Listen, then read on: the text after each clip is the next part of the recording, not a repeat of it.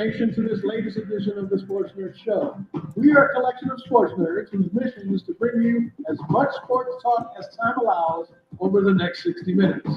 Although we will strive to be highly informative and equally as entertaining over the next hour, we must warn you that there may be some cuss words along the way.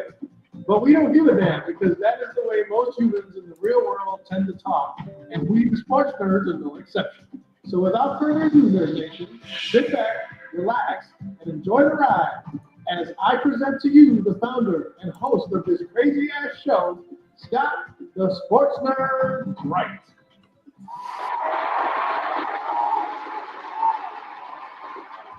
Greetings, everyone. We are live tonight. I want to thank these guys for bearing with me last week, as we did not have a show due to personal reasons on my side. My parents were having medical issues, so we did not have a show.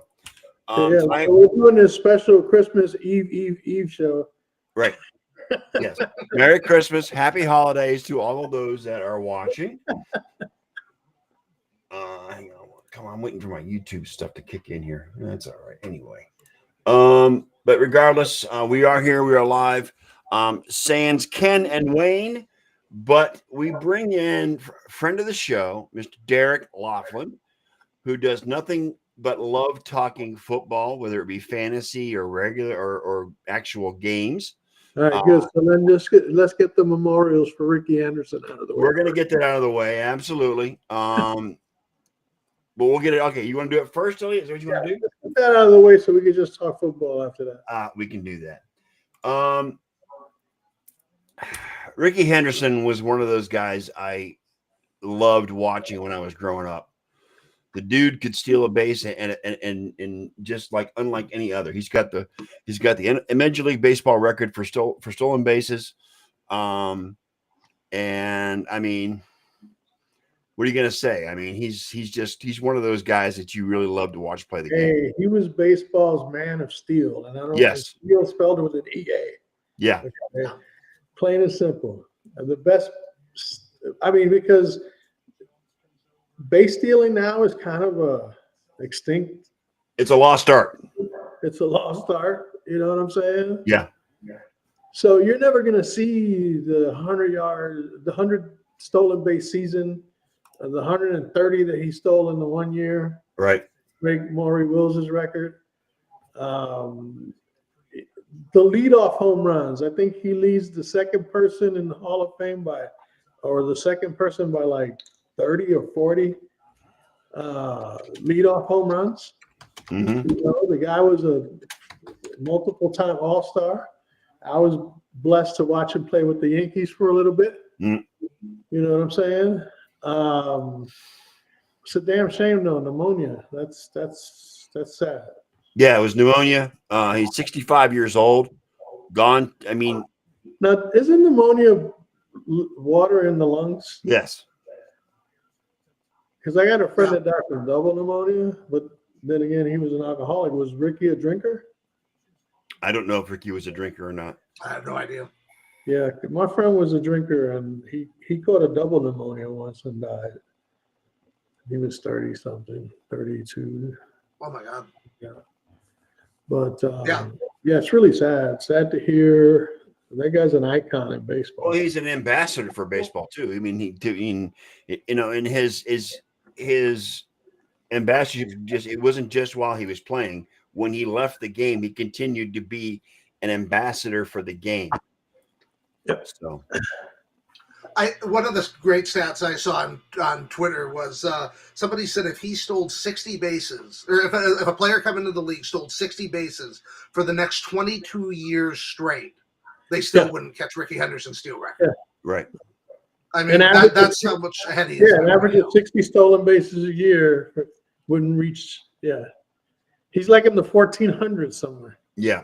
Yeah. With his stolen bases. It kind of reminds me of Gretzky with the goals, with the total points record. I mean, he's just so far ahead. Another one of those records else. nobody's ever gotten. There's another one of those records nobody's ever going to catch. Pretty much. Yeah. Especially in the modern Major League Baseball, because the steal. I mean, stealing is not a big part of the game as it was back in the day. His single season record will never be touched. That's that's like Joe DiMaggio status right there. You know, the 56 near Henry Street. Nobody's going to touch him there. Nobody's going to touch him on leadoff home runs. 1,406 stolen bases total for Ricky Henderson per Brett. Brett's in the house, guys. Hey, Brett. Yeah, I think he stole his record breaker against the Yankees. Yeah, really? Yeah. They keep showing the replay. That A's team was so loaded with stars, though. That's when I just first started watching baseball, and you had Canseco won the MVP. Ricky Henderson won the MVP.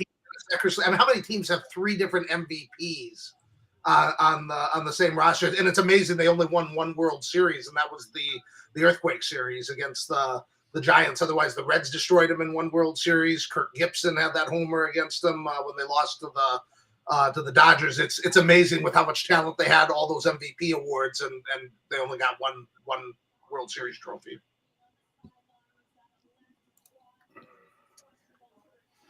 Yeah, I mean, I don't know why, but for part of my life, I hated Ricky Henderson because I thought he was too cocky. But you know what? He's the one that created guys like Juan Soto and the hot dogs. Yeah, you know what I'm saying? He was the original hot dog, right? He had this little bit of a WWE flair on. Yes, he did. You're right. He wanted to push the envelope all the time. Did you hear the Harold Reynolds story that was going around social media? No. That was great too. Harold Reynolds led the league in steals one year because basically Ricky Henderson got hurt and missed a whole bunch of the season, and so it was down to the last game of the season. I can't remember who Harold Reynolds was tied with, but Harold Reynolds got a steal in the last game. The other guy didn't, and Harold Reynolds led the league in steals. And so Ricky Henderson called him, and he goes, this is Henderson, because I guess he always referred to himself in the third person. And all he said was, 60 steals, you should be embarrassed, and he hung up on him.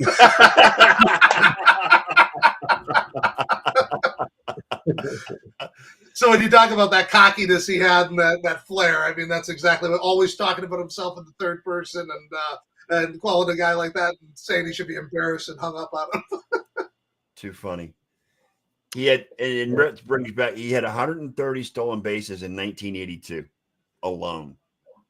Yeah, that's what I'm saying. The single season base record, I mean, even if they started stealing bases again, that record ain't getting caught. Just like Joe DiMaggio's hit streak. Right. That's just one of those records that, they say records are meant to be broken. Well, some are definitely not. Yeah.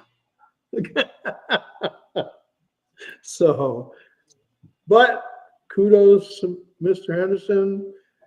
Condolences to his family. Yes. Man, now he's part of the Greatness Hall of Fame in the sky. Yeah. All right.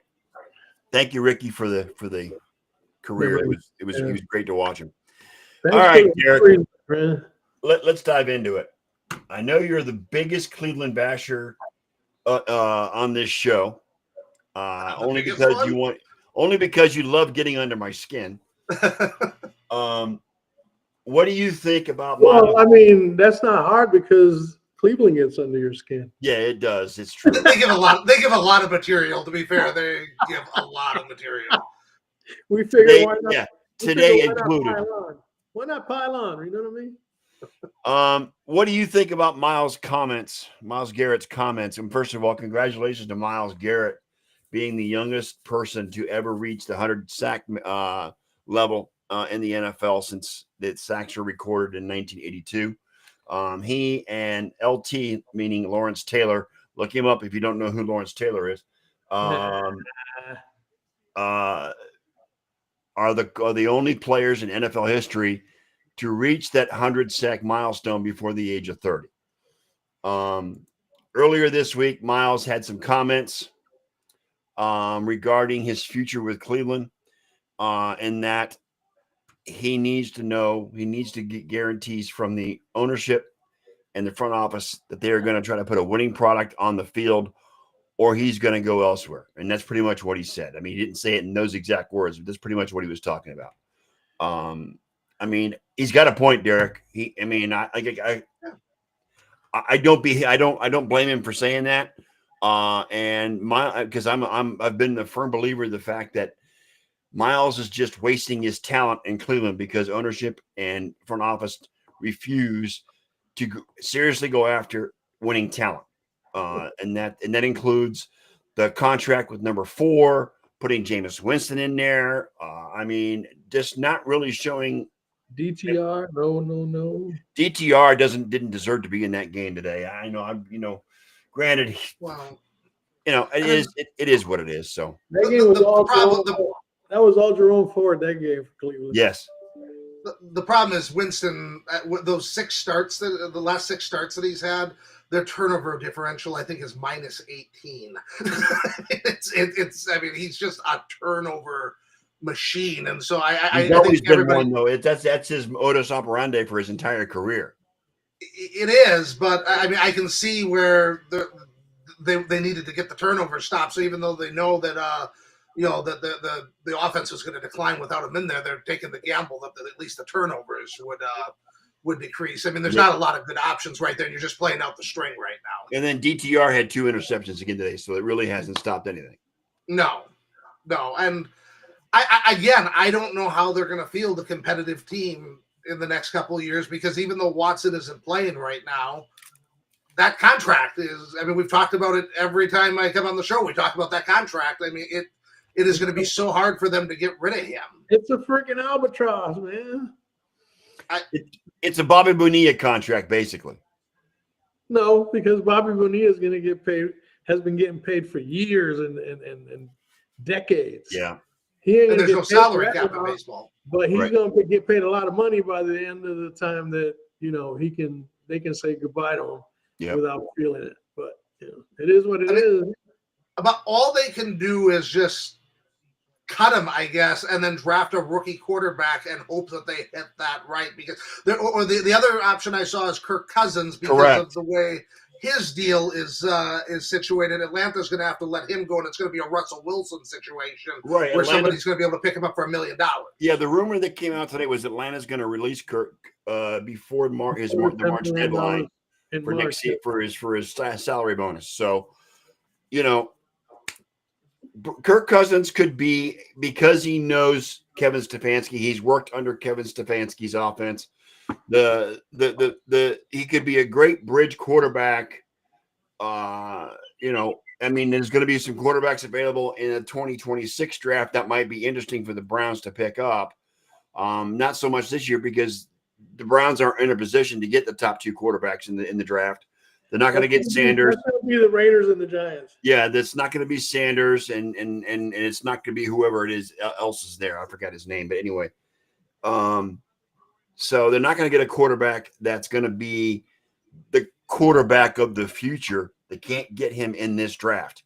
There's a lot of quarterbacks that are becoming out. The guy from Oregon, Ewers in Texas. There's going to be a lot more guys available in next year's, and not this coming year's draft, but the following year's draft. That might be, but Kirk Cousins can come in, work under Stefanski, and make the Browns competitive. Now, he didn't play well for the Falcons because he had too many picks. But he's only a year removed from Achilles surgery, so maybe after 2 years he might be better. Look, if he would have played his entire season against Tampa, they'd be 17-0. Right? Did they sweep the Bucs this year? No, I don't think they swept them though. Yeah, they swept them. They swept them. He threw for almost 900 yards against them or something. They had 500 in the Thursday night game. Yeah, so he threw for like around 900 yards and about 8 touchdowns. Right. Like I said, if he would have played Tampa Bay all season, they'd be 17-0. Yeah. Well, again, like I said, he played with he played under Stefanski in Minnesota under his offense, so that might be a perfect fit for both the Browns and Kirk if he wants to keep playing. I mean, he played like Tom Brady for those couple games there in the middle. Yeah. You know what I mean? After he got a little acclimated. Yeah. I mean, is he 38, Eric? What's that? Is he 38? I think he's 38, right? I think he's 36, so he'll be 37 next year. Okay. All right. So he's not Aaron Rodgers old or Tom Brady old, but he's getting there. But I think he'd be a great bridge quarterback and be able to make the Browns competitive. That's my hope anyway. So Does he make him competitive though? Joe maybe, Flacco made them competitive, and they got rid of him. maybe. I mean, that division is just brutal with the Ravens, the Steelers, Oh my the God. Bengals are starting to play better at the end. I mean, so at the end of the season here, I don't know, and that's the thing is, I mean, Kirk Cousins in the AFC, what would he be, the 9th best quarterback, 10th best quarterback there, Yeah. if that? Yeah. I mean, is that going to get Myles Garrett on board where you bring in Kirk Cousins and like, okay, I'm going to re-up here for a couple more That years? alone would not do it. No, that alone would not do it. I don't think so. It depends on what ownership and front office tell him. I am of the opinion that Andrew Berry needs to go away. And my ultimate hope is that Jimmy Haslam sells the Browns. The new stadium in Brook Park is an abomination, number one. Because I mean, if you're playing the Browns, you're going to play in open air, and you're going to play on the lake, and you're going to play in the cold. That's Browns football. Just like Green Bay, Derek. Yeah, I mean, but I have experience with that in the NFC North, and it's the same thing as Chicago and Green Bay. Soldier Field is parked right on Lake Michigan. You can see Lake Michigan from there. Lambeau Field is not parked on Green Bay or on Lake Michigan. It's in a residential area in town. Right. And so it does not get as windy in that stadium as it does in Chicago and Cleveland. I mean, I think Chicago, Cleveland, and Buffalo are probably the 3 windiest where you'll get, like 40, 50 mile an hour winds for games. That really doesn't happen in Green Bay. Right. Well, and you know what? They still had the Ice Bowl back in '66, so it is what it is. But 67. 67. Right. 67 against the Cowboys. Yeah.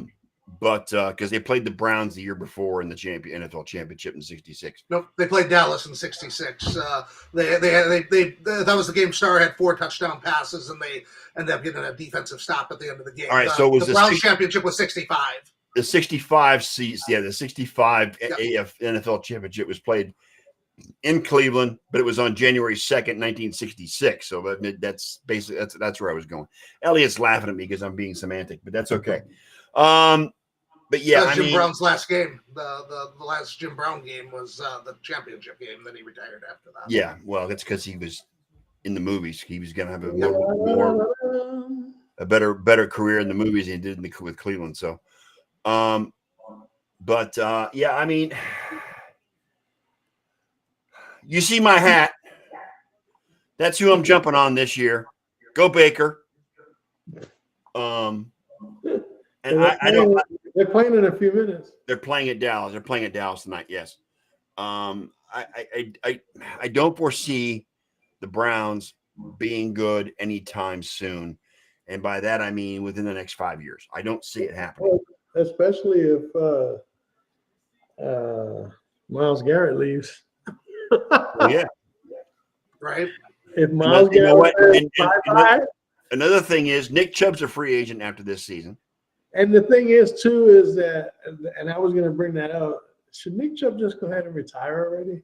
Because he seems like his body's just breaking down. Well, again, he's still coming.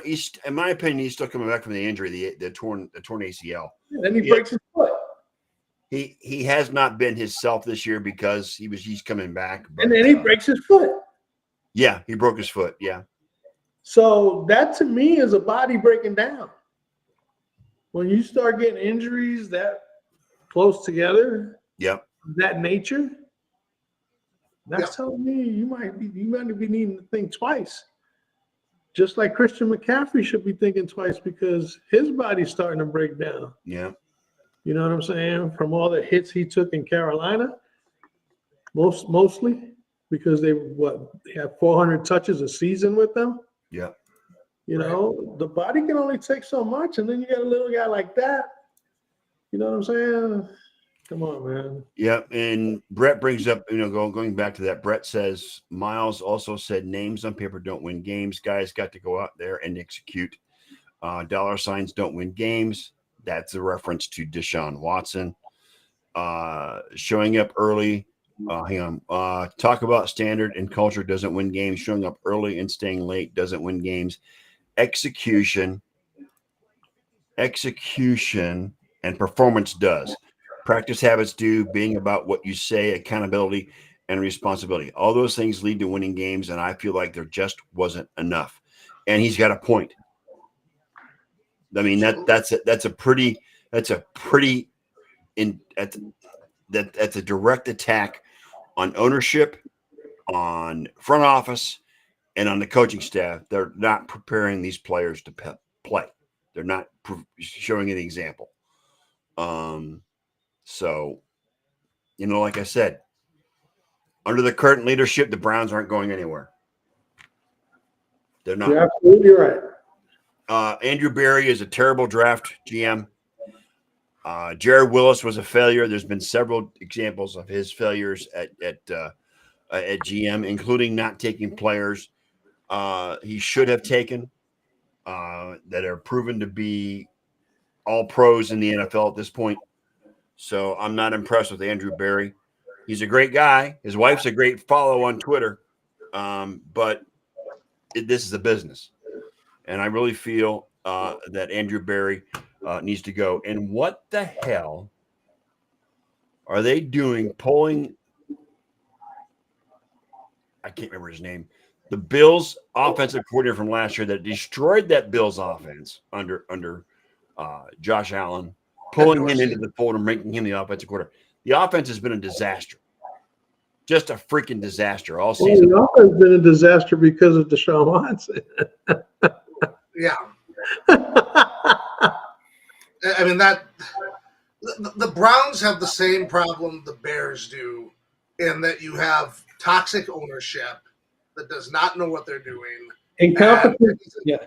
Yeah, and you can change quarterbacks, you can change head coaches, you can change offensive lines, you can do all these things. When you have ownership like that, you are never going to be able to get out of your own way. Well, you know what they say about putting lipstick on a pig. Look at Washington. Washington won their 10th game today. That's the most wins they've had in a season since 1991. I mean, you get rid of Schneider, and they're immediately having the most success that they've had since before he got there. I mean, ownership matters, a ton as far as creating culture, as far as hiring the right people, as far as, having a vision for how you're going to construct a team. And, all the Browns do and the Bears do is they go out and, either draft high-profile players, trade for high-profile players, and they don't sit there and think about how they work together as a unit.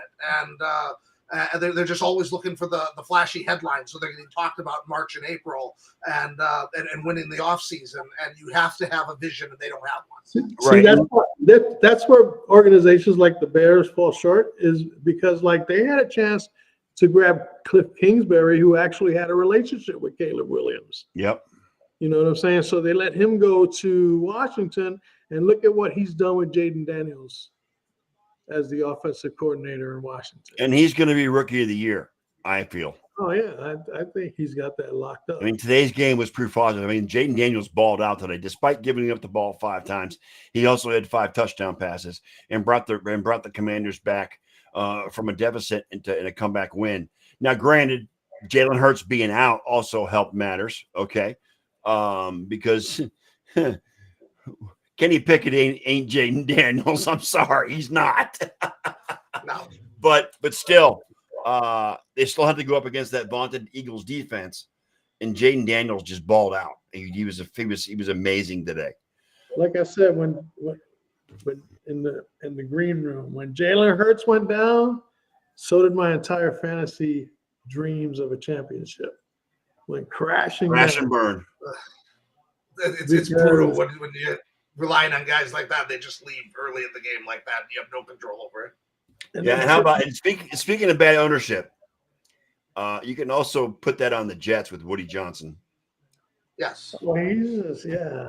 I don't Okay. know. Did he inherit his money? Yes. Well, and his comments today I about don't think he's smart enough to make himself that rich. and his comments about not wanting Jerry Jeudy because his Madden rating was too low is just, I mean, what are you doing? Taking his kid's advice What are you doing? Let the football people. You know what? Owners need to stay out of the friggin' roster. Let the football people handle the football issues. You know what? At times, I think he rivals Jerry Jones He does. because he landed a helicopter on the fucking practice field and Yeah. fired one of his coaches. Yes. Yep.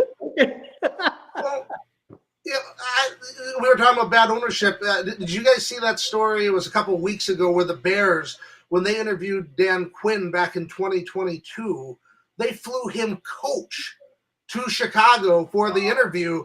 And so they were asking, the reporter that broke it was asking some people in NFL front office, they're like, is that customary? And they're like, no, you would get the private jet to fly in a coach and basically make the pitch to him. He goes, the fact that they wouldn't even break for first class, much less charter a private jet. I mean, that speaks volumes about what's going on there. Same thing with, Woody, with the Jets. I mean, how do you go and look at Madden ratings to construct your roster that your son is telling you? There's also some story about when Aaron Rodgers was going to give a game ball to the assistant coach that got promoted to their interim head coach for winning his first game. And Woody's son is in the locker room and gave the ball to Garrett Wilson and just started screaming obscenities.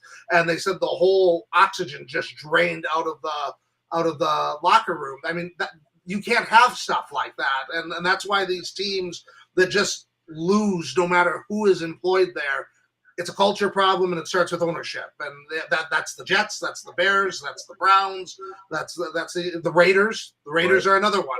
Yeah. Well, that's just because Mark Davis is too busy trying to be a playboy. Yeah. And you know what? I don't take Mark Davis seriously simply because of his freaking haircut either. So, I mean, money, dude. Money. Yeah. Well, Mike Lombardi has been bashing the Raiders, for a couple of years, and I know that there was a fallout because his kids were assistant coaches there, and so some people think that there's a bias there. But he was talking about how Antonio Pierce ran a California high school program into the ground that had made the playoffs for 36 straight years, and in his second year, they ended up missing the playoffs and firing him from a high school program after his third year. And yet the Raiders went and hired him to be the head coach of their entire football operation at the NFL level. I mean, you can't make some of this stuff up as far as the incompetence that goes on with these organizations.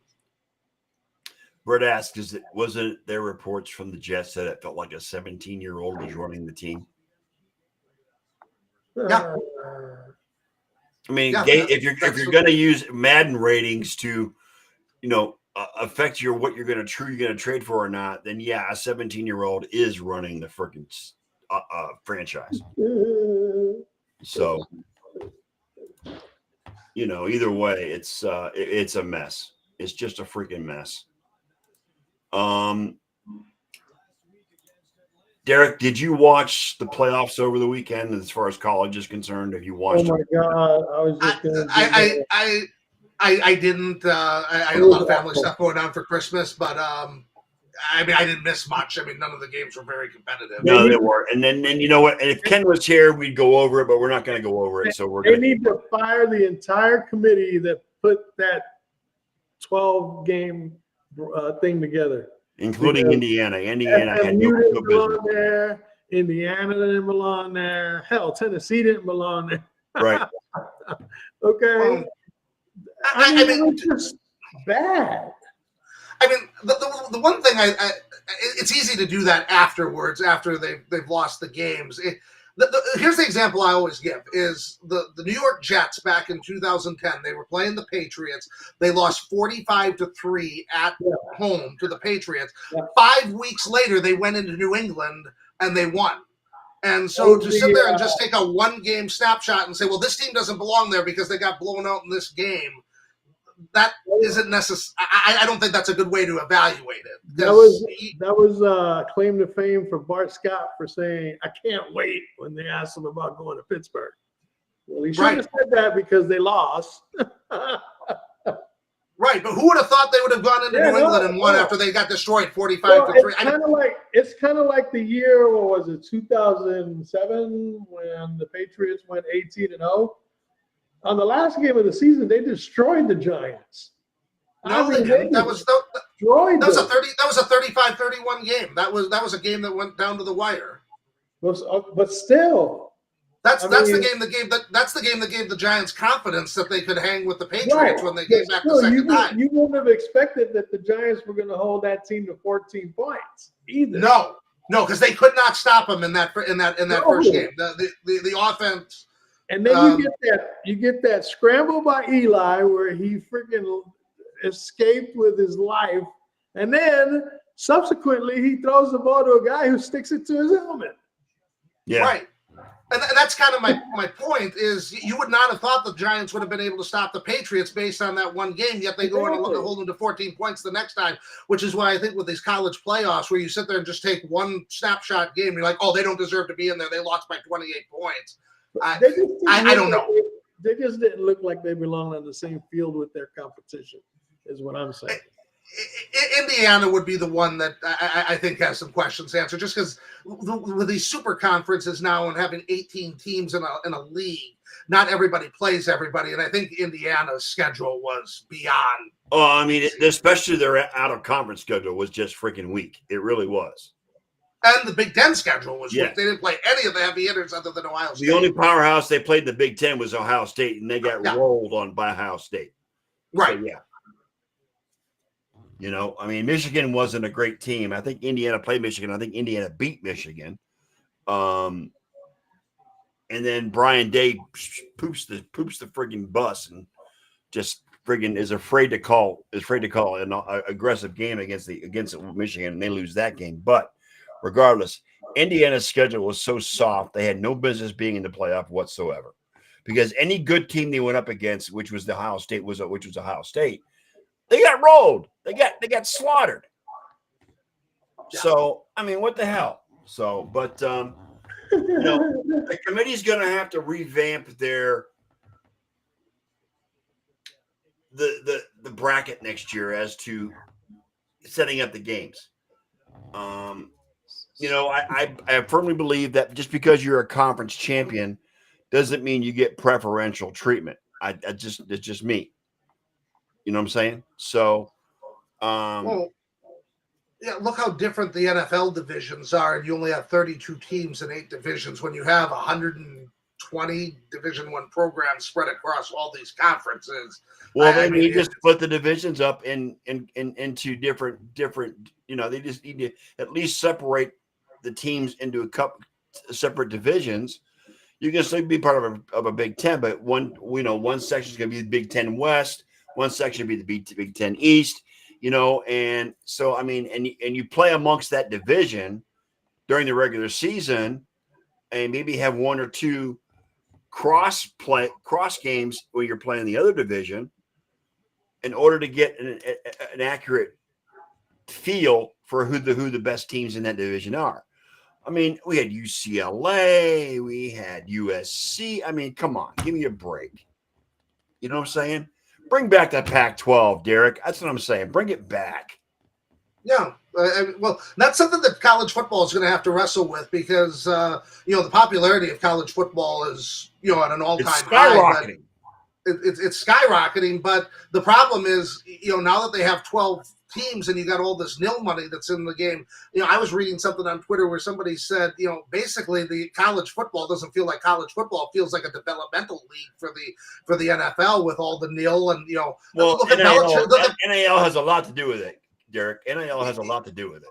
Yeah, but look at Belichick. I mean, he goes down to North Carolina and he brings Mike Lombardi as his GM. I mean, these are becoming professional organizations that they're trying to bring the NFL model there. And they said that's going to be interesting if college football can survive that because there is not a developmental league in the country that has any type of. Nobody watches the G League. Nobody watches AAA baseball. Correct.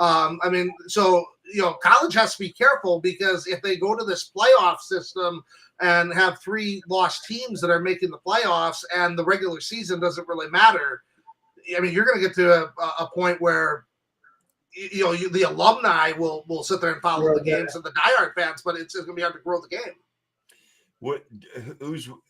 Brett asks who's worse, Woody Johnson or John Mora? Woody Oh Johnson. boy. I mean, the amount of incompetence that was revealed when they did Hard Knocks this spring with the Giants. I mean, that is they're different problems. The Giants' problem is they're kind of like the Bears, where they have institutionalized ownership that's been around in the family since the early days of the NFL. I mean, the Maras have owned the Giants forever, and they're not running the draft properly. They're firing coaches all the time. Saquon Barkley, they wasted his prime years there. You look at what he's doing in Philadelphia. And I mean, if the Giants would have done that, he could be in the conversation for being the best running back in the history of the league. Right. If he had been able to put together, 5 seasons like that there, they just. I mean, and he's in the running for MVP this year, but he's going to lose out to Josh Allen. I'm pretty sure of that. But I think so. I mean, Saquon had a monster day again today. He's close to beating Eric Dickerson's record, despite the fact it's an 18-game season as opposed to a 16-game season or 17-game, whatever. 17-game season. Grant, even though he's got one more game to play with than Eric Dickerson did, he's still on track to beat the record. He's got 2 games to do it. Right. He had 130-plus game today. 2 long-ass touchdowns, which, I mean, just crazy in a losing effort, mind you. But Saquon is finally showing his talent because he's on a good team. The Giants aren't a good team, and they had a bad offensive line. He couldn't get into a seam. He couldn't get open, and he suffered for it because the offensive line was terrible. Right. Barkley is sitting at 1,838 yards right now, so he needs 270 something over the next 2 games to beat Eric, because Dickerson was 21 something like that. 21 and change, 2103 or something like that. So Right, so he got 150 today. He needed to average 139 per game. He went over. He needed 418 over the last 3 games. Right. He Which had is an average of like 109. 139 per game. So he should be right around 268 now. He had 109 after the. 134. Huh? He had 109 at the end of the first quarter. All his yardage today came in the first quarter. Yes. Yeah. He's an insane player. But to answer Brett's question, I would say the Jets are the more incompetent ownership between the two, just because the Giants do have Super Bowl trophies that Can you remember. imagine? Can you imagine if Barkley breaks that record against the Giants? I hope he does. They absolutely. He was one of my favorite players in college, and he reminded me of Marshall Faulk coming out as far as the dual threat ability to run and catch. Except he was bigger and stronger than Faulk, and I thought that if an NFL team was creative enough to use him, that he could put up seasons that we've never seen before. And the Giants just absolutely wasted. That would be the first part of his career. That would be an amazing twist of irony, because he breaks that record against the Giants, and they should just fire the entire Giants management. Well, I couldn't believe that they let him go on the open market. They thought he was going to come back and allow them to match the offer, like the delusion that was going on in that organization as far as handling that. You saw the video, right? You saw the video, right? Yeah. Yeah. Oh yes. And then signing Daniel Jones to that contract. I mean, yeah, they made the playoffs with Daniel Jones. And they beat the Vikings that year, but I mean, it wasn't because of Daniel Jones. I mean, right. But what's nice about Daniel Jones is, despite the fact he's no longer in the Giants, he gifted his offensive line in New York a Christmas present. I think it was a bottle of tequila to all his offensive line or something like that. So Saquon Barkley made Daniel Jones, not the other way around. Yep. That's where the Giants faltered, because you put Saquon Barkley next to Daniel Jones in anything, athleticism, the whole 9. Come on, man.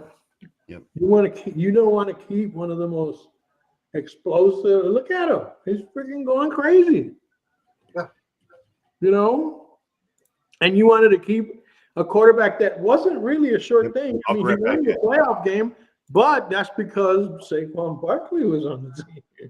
I mean, he was just insane at Penn State. One of my best friends is a huge Penn State fan, and I mean, he was talking about him, when he first arrived on campus. And I mean, I watched him play in college. He was a cheat code. I mean, it wasn't even fair. What's not to talk about? I mean, it's amazing. What? But the Eagles, I mean, that's a team that has an identity. I mean, they know what they want to do. They want to build a run-first offense behind, Jalen Hurts and Saquon Barkley. They have a good offensive line so that they can sit there and execute that offense. And then they want big play wide receivers so that they can use play action and exploit matchups downfield. And what I think is amazing about them is they spent all that money on offense, but then they did a really good job in the draft of adding players on rookie contracts and making sure that they didn't have the Cincinnati Bengals situation where they have great offense and 32nd ranked defense. Yeah, the Bengals. Did you see Joe Burrow? He has now had 7 straight games where he's had at least 250 yards passing and 3 touchdowns. There's only 6 quarterbacks in the history of the league besides him that have had 3 consecutive touchdown seasons. But they've never been able to put together the 250 yards. I think it was Brady, Marino. I mean, they're all Hall of Fame quarterbacks. I mean, Burrow's just been balling out. Well, Burrow is wasting a Hall of MVP season because the Bengals defense is so damn bad. Yeah. If the Bengals were competitive and they were in the race for the division, Burrow would be in the in talks to be the MVP of the league because he and Chase have been balling out the second half of the season. Yep. So, I am actually a Joe Burrow fan. I like to see him play. I love watching him play. Despite the fact he plays for the Bengals, but still.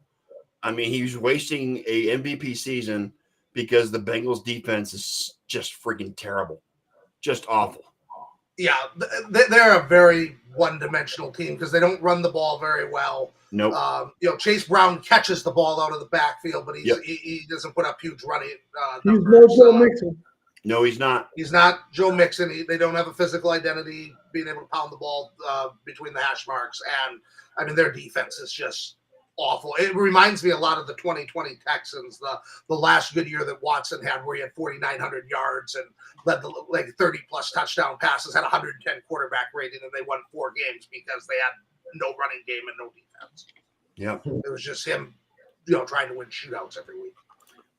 Getting into today's games, the ones of note, of course, was Washington, Philadelphia. We already covered that a little bit. I mean, the Commanders came back. They were down 21-7 at one point in time and came back and won the game. But again, that's because Jalen Hurts was knocked out of the game with a concussion. Okay. And because Devontae Smith can't catch a fucking wide open pass. Oh my God. How many drops did he have today? Holy shit. Yeah. He pulled a Ricky Bell, Yep. Michael Penix made his NFL debut against the Giants today with the Falcons. He had pedestrian stats, but he did what he was supposed to do against the Giants. I mean, if it wasn't for the defense, the score would have been closer because the defense had 2 pick sixes during the entire game. So it would have been closer had not been for those 2 pick sixes. What happens when you play the Giants and Drew Lock? Right. Detroit beat Chicago. How about the fake fumble play that Jared Goff pulled off? That was a wrinkle. Because the running back fell down. Jared Goff made like he had a bad snap. He was going to fumble and then turn. And Gibbs were in on that because Gibbs went down to the ground. Yeah. Well, too much. They do a lot of tricky shit, but one of these days, they're going to catch up to them. Yep. The Bears are a good team to try your circus plays out. That's a clean canvas right there. Yep. So, Derek, let me ask you this. What do you think about your Packers coming up to the playoffs coming up? What do you think about the Packers? I'm excited about their chances. They've only lost 4 games this year. It's to the top 3 teams in the NFC, Right. and 3 of the 4 have been 1-score games. I'm very interested to see what they do against Minnesota next week, because they looked horrible in the first half against Minnesota. That was Jordan Love's first game back, and then he absolutely caught fire in the second half and Yep. almost brought him back to win the game. And Right. I think they got an excellent shot against Minnesota. I believe if they wind up playing the Lions a third time, Green Bay will win. I think they could. That's been kind of my hope, is that Detroit would get the 1 seed, and that Green Bay, being the wild card, would hopefully draw them. The one team I don't really want them to play is Philadelphia, because I don't think they'll do well in Philadelphia. What about Tampa? What about them? You don't think they're a team you don't want to play in the playoffs? I don't think so. I mean, Tampa has been playing hot the last 4 weeks, but I think some of that's been their schedule. They haven't really.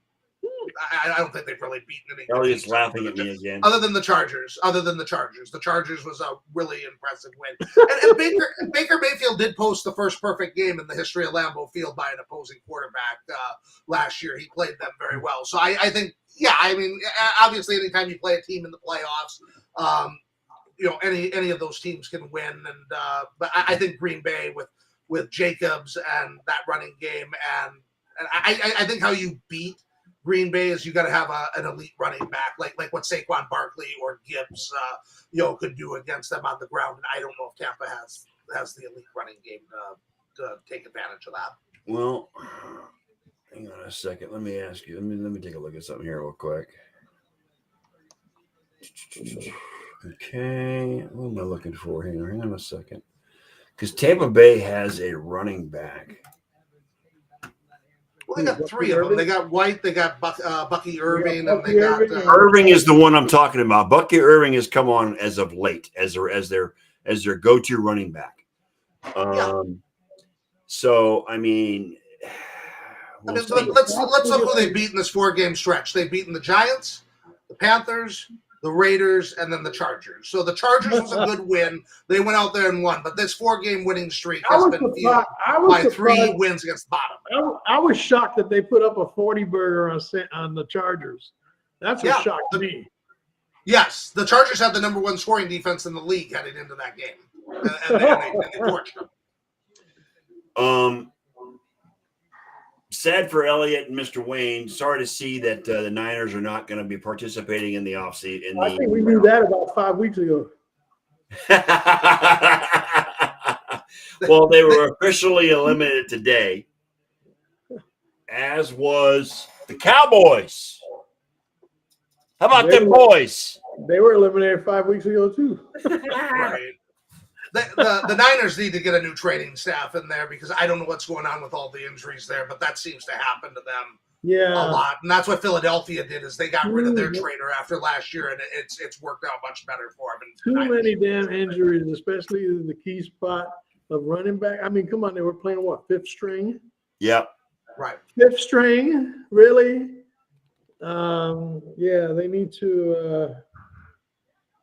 They need to really reevaluate some stuff, and like you said, a training staff worth its salt. You know what I'm saying? And I don't know. We'll see. We'll see how it goes. They're talking about everybody's urging the Niners to bring Saleh back as defensive coordinator. That might not be a bad idea. Next year. Yeah. I mean, he's with the Packers now, Derek. Well, he's there as a consultant. He's just there as a consultant. I mean, right. he's not on the he's on the payroll. He's not he's helping LaFleur with some things, but he's not like a coordinator. He's behind the scenes, giving his opinion and his advice, and sharing whatever wisdom he might have. Right. Share. Baltimore beat Pittsburgh on Friday. Was it Friday or yesterday? I'm sorry, Saturday. Derrick Henry beat. Yeah, Derrick Henry was a beast. You're right. Derrick Henry beat Pittsburgh. Yeah. Well, Lamar had his first 100 quarterback rating game against the Steelers too. I mean, he's done really well against the entire league, but the Steelers.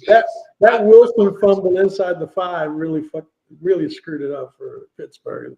The whole momentum shift of the game swung on that fumble by Wilson. Yeah, I mean, well, Pittsburgh's not the same team without Pickens. They have no vertical. No. That offense is garbage without Pickens. Yeah, they need to get him back if they're going to do anything in the playoffs in the AFC. Yeah, well, grade 2, I think it is, hamstring. He's on It's about a month. Play next weekend. He's got scheduled play. Yeah, but is he really going to be ready? Because you got to get game ready too. You just can't go in there and play your regular amount of workload and your amount of snaps. He's probably going to be on a pitch count for a little bit. You know what I'm saying? Right. So you got to look at that as well. And Derek, what do you think of the Kansas City Chiefs being 14-1 and they're doing it by the skin of their teeth? They're not a great dominant. And the help of the refs. Don't forget that. Oh, the refs, yeah. The one stat that I heard this on a podcast and thought it was a great point. They are the best third down team in the league. They convert almost 50% of their third downs, right? And they have a ton of third down attempts. And so they got a good defense. They have a good running game, and because Mahomes converts these third downs at a 50% clip, their 5-minute offense is just unbelievable when they're trying to close out games. And people want to sit there and say they're lucky, but they keep doing that over and over and over again with a good 5-minute offense. Elliot? No. What?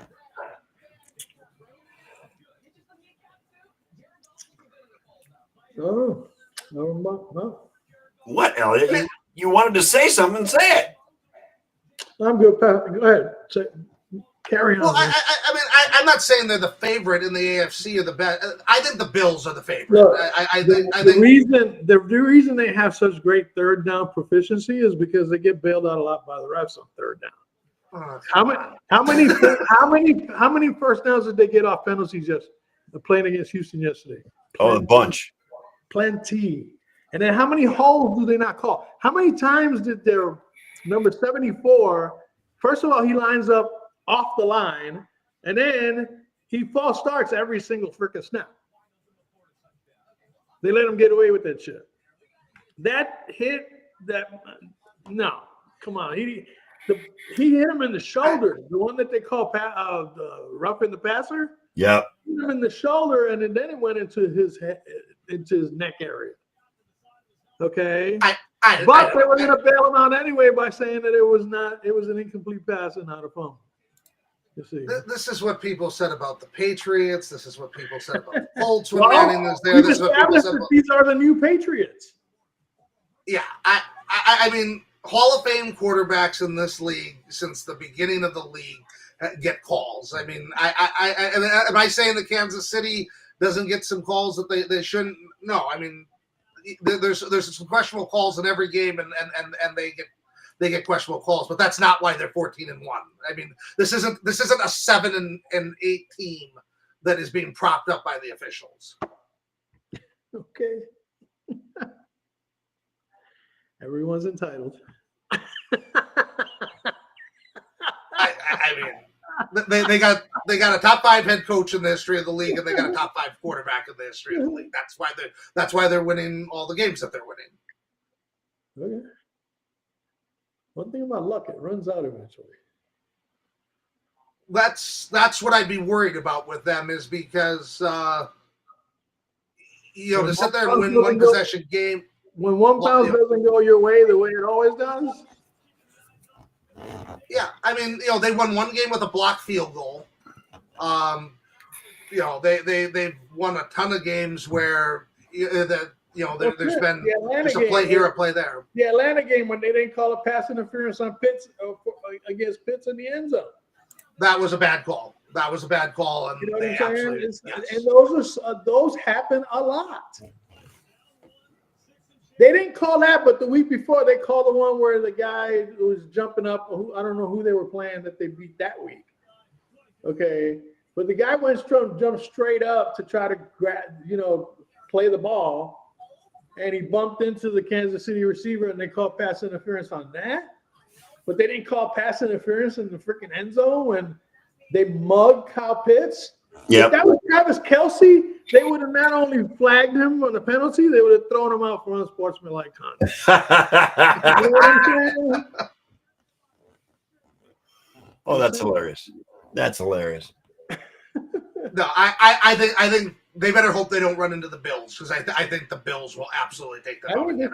Well, you know what? The fact remains is that I think KC's going to get the number 1 overall seed, so the Bills are going to have to go to KC to beat them. And you know what? They've played better in KC against KC than they have in Buffalo. I actually think it's better for them to go down to Kansas City, because there won't be 3 feet of snow with some sort of lake effect storm. Not like that. Yeah, there won't Right. be Let's hope we don't leave. Let's hope we don't leave Patrick with 13 seconds on the clock when they score a touchdown. Yeah, I don't think that's ever going to happen again. So, because first of all, the mistake they made on that was that they kicked the ball off. They should have squib kicked so that freaking, you know what I'm saying? They would have had to field it, and time would have run off the clock. They kicked it off, left them there with 13 seconds when it could have been down to 6 or 7. yeah, Gary. Well, Kansas City had all their timeouts, and they just left the middle of the field wide open against one of the strongest leg kickers in the league. So if they squib kick the ball, all right, don't kick it to the return person. Make them field it so that time can start running off the clock. Right. Now, when you kick it through the end zone, then the time stays the same. They wouldn't have had 13 seconds had they squib kicked that ball. Somebody feels it would have gone down to about 6, 7, maybe even 8 seconds. I don't think they could have pulled that off in that amount of time, is what I'm saying. No, it was a completely not understanding game or situation, and just completely mismanaging block. I mean, they gave that game away. It was just a colossal failure by the Bills. Yep. You got Eberflus. It kind of reminded me of that with Eberflus against Washington, where they let the guy have the free catch on the sideline that put him in position for the Hail Mary, and then afterwards he's like, "Oh, well, that wasn't a bad play. That's what we should have done." It's like, that's a new verb. No, that's a horrible strategy. I mean, you put him in position for a Hail Mary. That's a new verb. You got Eberflus. Derek, Brett is asking, out of Indy, Miami, and Cincinnati, who has the best playoff chances? Who? Indy, Miami, and Cincy. I thought Indy got think oh no, they won. I think Cincinnati, because just for the very reason they played Denver. So if they go and beat Denver, they give the Broncos one of the losses that they need to give them. Yeah. And so then you're into a Week 18 Well, they've situation. got to win out for sure. The Bengals have to win out for sure. Right. So, and I. But at least when you have to win out, you're beating one of the teams that you need to lose out as well. Well, I think they they kill play two birds with one stone there. I think they play Pittsburgh the last game of the year, because I know the Browns play the Ravens, and they always have division opponents on the last game of the year. So Yep. they're gonna have to beat Denver. I don't know who they play the week after, but they play Pittsburgh, and I'm not sure where it's at. The last game of the season. Hang on a second. Let me take a look. I think it's in Pittsburgh. But the thing is, with the Steelers, they've already clinched their playoff spot, and if they don't beat Kansas City and Baltimore beats the Texans, the Steelers might not be playing for anything in Week 18, and so the Bengals might be playing the Steelers backups, and that's why I'm saying I think the Bengals are the one that has the best chance, because they can kill two birds with one stone against the Broncos, and then maybe play the Steelers backups in the last week. Right. Well, and Pittsburgh plays Kansas City next week at home On Christmas. and on Christmas Day, and then they end it with Cincinnati at home. You see what they did, right? They had the same 4 teams and swapped them between the two games. Yeah, I saw that. Yeah.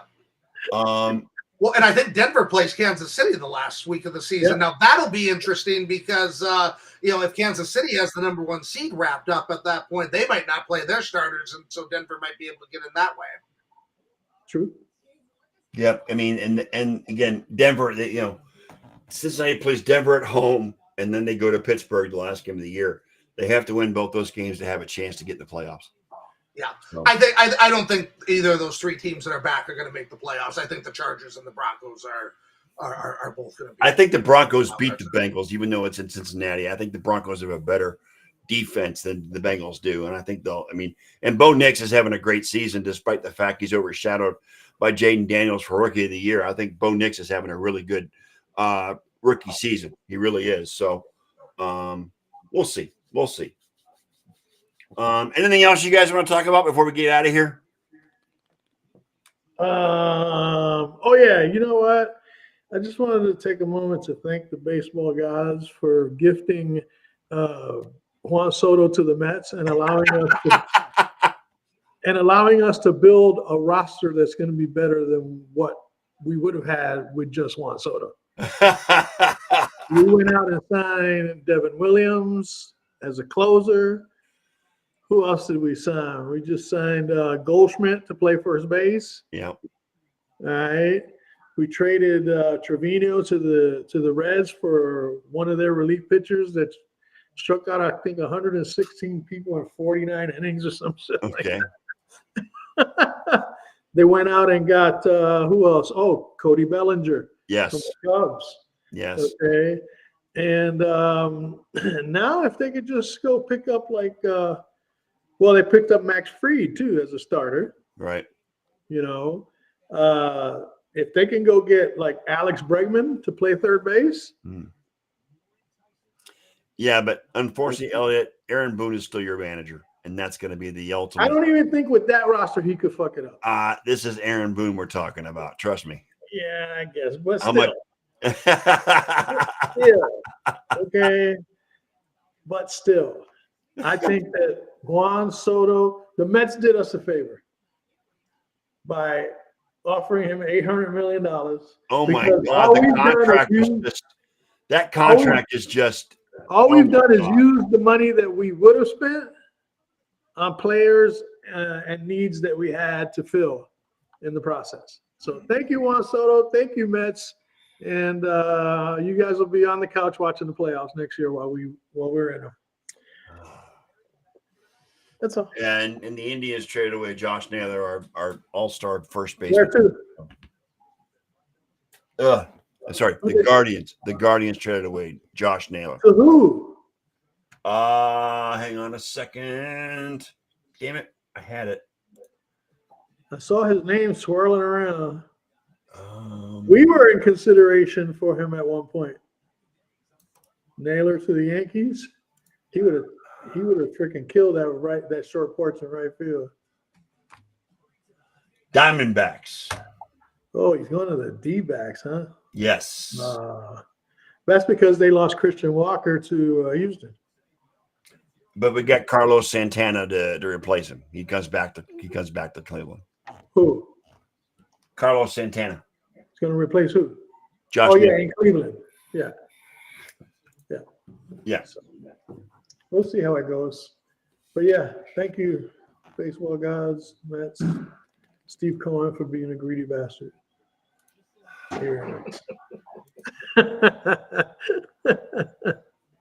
You're funny. All right, let's get out of here. Thanks everybody who showed up to watch tonight. Thanks to Derek Laughlin for jumping in when we had two guys that were out that couldn't join us. I appreciate you coming in. Thanks for having me. And I want to wish you Merry Christmas, Happy Holidays to all of our loyal viewers who watch us live and watch the replay. We will. What, Elliot? We thank you. Yes, we thank you. And we wish you a Merry Christmas. Yep, and we wish you all Happy Holidays and Merry Christmas. We will be back again next Sunday, hopefully with a full panel. And Derek, if you want to join us next Sunday, you're more than welcome to do it, depending on where you are. I know I won't be able to. All right, Christmas is Wednesday. So we have 2 weeks left in the regular season, gentlemen. 2 weeks. Can you imagine that? Did you see how time flies? The season goes too fast, man. The season goes by way too fast. Yeah, it just seems like yesterday I was in Chicago watching the Packers and the Eagles at the Packer Bar there. And Right. I mean, it just It flies. just blows by so fast. And you So met that was Annie Agar at that bar. I did. Yep. Did you say Yep. hello? Did you shake her hand or give her a hug or? No, I didn't. I didn't give her a hug. I didn't figure she wanted to be touched by me, so I didn't want to be. I didn't want to be that the creep. Yeah, I wouldn't want to be touched by you either, Derek. But that's okay. We love you anyway. But she was super nice. I had about a minute conversation with her, and very friendly, very very nice. So And she knows her football. She really does. Yes, She does. yes. Yeah, Annie Agar is a favorite among the sports nerds because we love her weekly recaps of the NFL season. They're freaking hilarious. Anyway, on behalf of Elliot, Big E, the producer, Derek Laughlin, I am the sports nerd. We hope to see Wayne and Ken back next week. And we will be back next Sunday at 7 o'clock Eastern time. And with that being said, Elliot, please play the outro.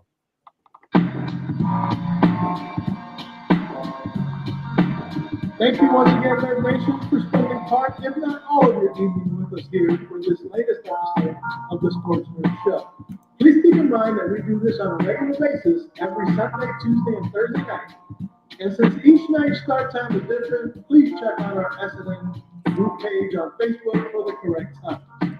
So until the next time we come together, Nerd Nation, on behalf of the Sports Nerd and his co-hosts, Ken Costco, John Poston, Wayne Lynch, and me, Big E, may your lives be filled with all the best sports action anyone human can handle, as well as all the joy it could possibly bring you. And with all that said, good night, Nerd Nation, as the time has come to